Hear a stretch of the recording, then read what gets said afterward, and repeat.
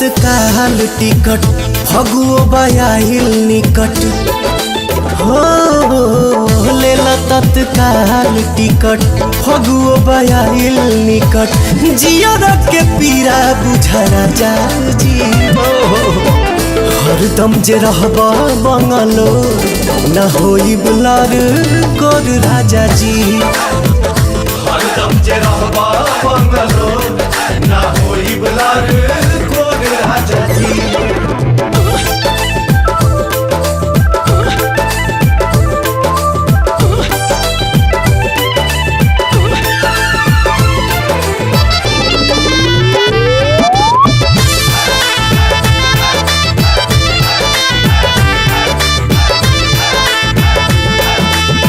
किन किन धैले बानी ढेर के खेलावाना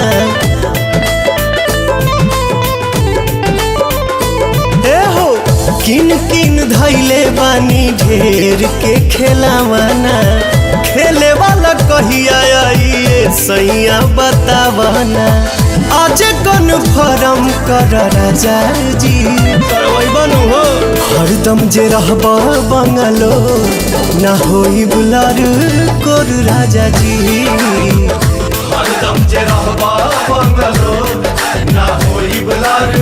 कोर राजा जी। होली हा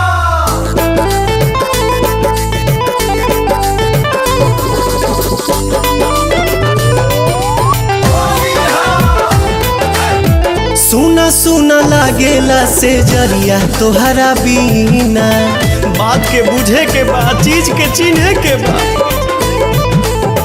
सुना सुना लागेला से जरिया तोहरा बीना भला ही तू चल जाइहा देके एगो चीना